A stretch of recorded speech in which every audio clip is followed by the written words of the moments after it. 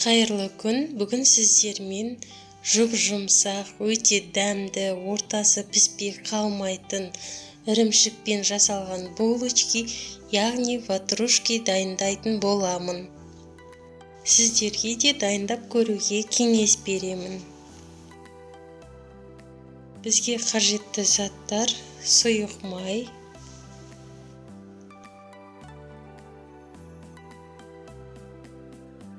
жылы су,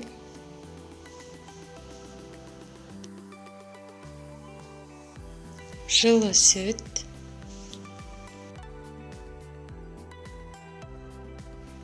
дәміне қарай қант. Мен қантты көп мөлшерде қостым. Сіздерге қатты тәтті болғанын қаламасаңыздар, қантты аз салуға болады. Тұз, жұмыртқа,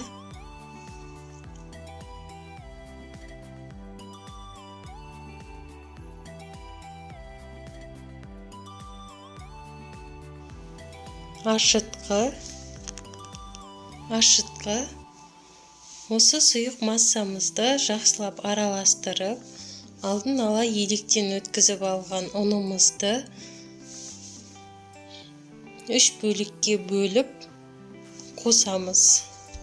Нан ашытудың құпиясы: ең бірінші ұнымыз електен өткізілген болуы қажет және бөлме температурасындағы ұн болуы керек. Ұнымызды барлығын бірден сұйық массамызға салып жібермей, оны 3 бөлікке бөліп, ақырындап араластыра отырып, сұйық емес, қатты емес, қамыр илейтін боламыз. Әр ұнның тығыздығы әрқалай болады. Мен 1 килограмм ұн қостым сұйық массамызға. Және де қамырымыз осылай жұмсақ, әдемі болып шығады. Осы дайын болған қамырымызды 1 сағатқа ашытуға қоямыз.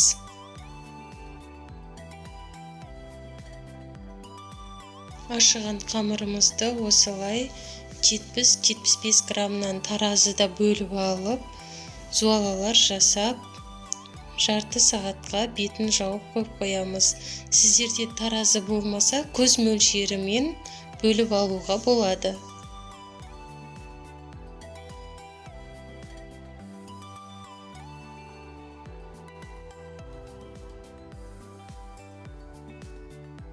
Тестамызды жарты сағатқа бетін жауып қалдырамыз.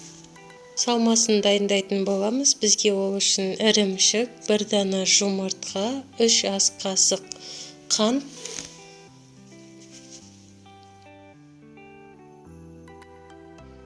1 ас қасық кукурузный крахмал және де осы массаларымызды жақсылап сұйық масса болғанша араластырамыз.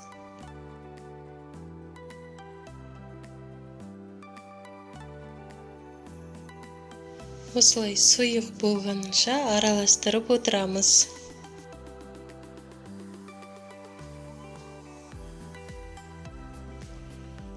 Қамырымыз жарты сағатта осылай әдемі болып көтеріледі. Осылай бокалдың көмегімен қамырдың үстінен басып шығамыз. Қамырға жабысып қалмау үшін бокалдың астын кішкене майлап аламыз. Әр булочкемізге 1 ас қасық ірімшіктен салып шығамыз.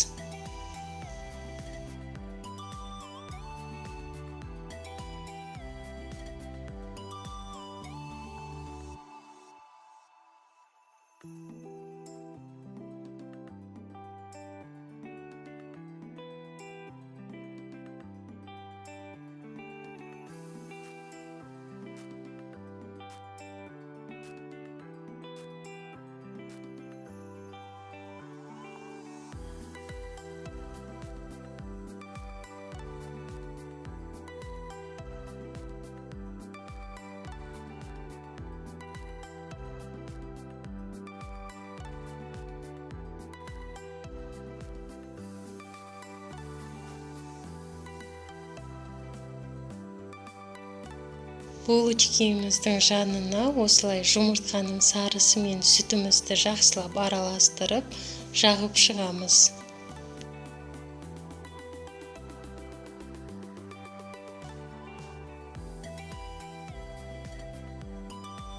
Алдын ала қызып тұрған пеште 160 градуста жарты сағат пісіріп аламыз.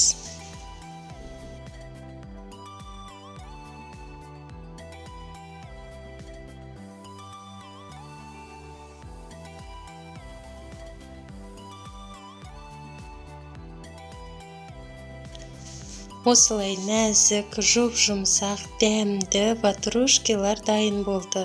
Менің каналым ұнаса, міндетті түрде тіркеліп, қоңырауша белгісін баса кетуді ұмытпаңыз. Келесі кездескенше.